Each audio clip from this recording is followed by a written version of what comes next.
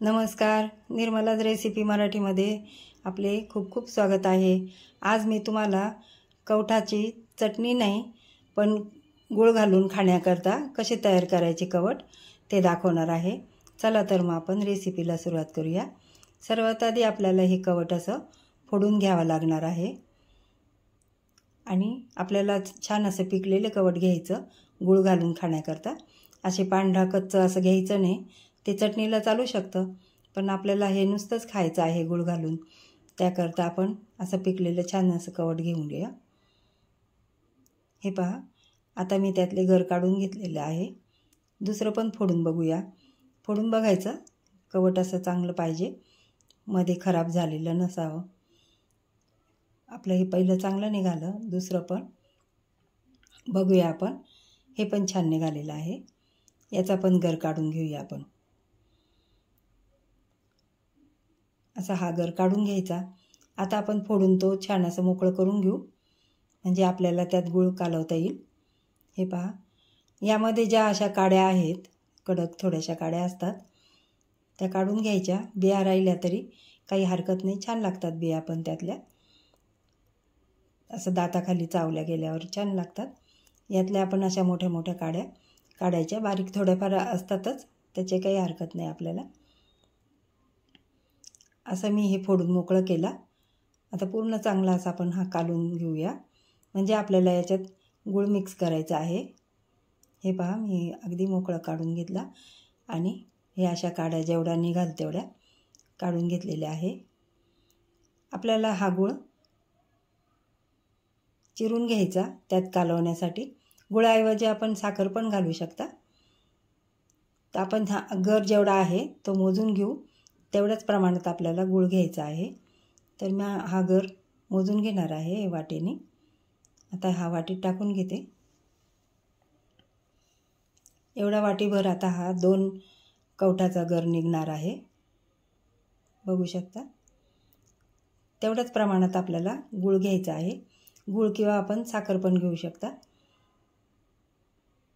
आपल्याकडे जास्त जर कवठ असले तर पुरणाच्या साह्याने, पुरणाची जी चाळण असते त्याच्या साह्याने आपण हे गाळून घ्यायचं, म्हणजे वर बिया, त्यातले काही काड्या दोरे जे असतात ते निघून येतात आणि छान होतं असं जेलीसारखा।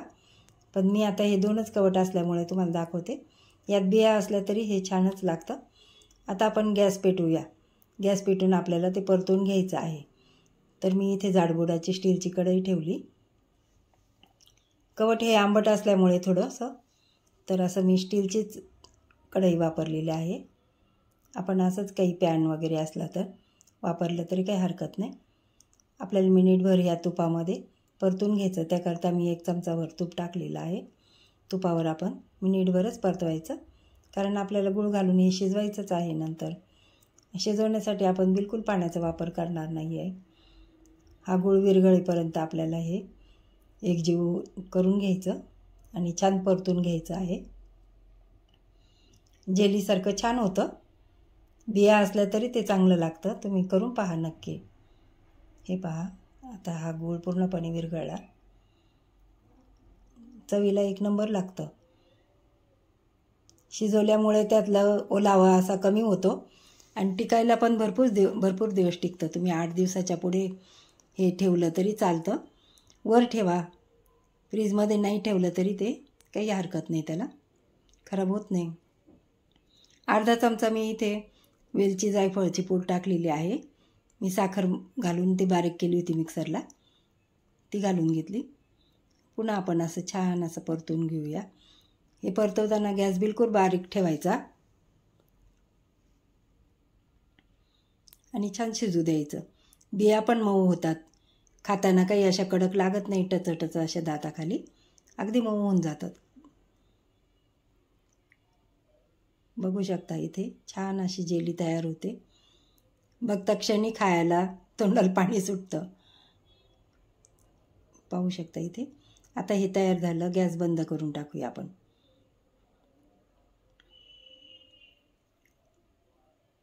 हे पहा, आता हे इथे पूर्णपणे तयार झालं। थंड झाल्यानंतर आपण वाटीत काढून घेऊ। रंगही छान आलेला आहे आणि खूपच छान लागतो. तुम्ही नक्की करून पहा. ह्या शिवरात्रीला किंवा ह्या सीझनमध्ये बाजारात भरपूर येतात कवट असे. गोड करून पहा. ही चटणी नाही आहे, याच्यात तिखट वगैरे काहीच घातलेलं नाही, फक्त गुळच लागतो. या पद्धतीने करून पहा. लाईक करा, शेअर करा, सबस्क्राईब करा. भेटू आपण.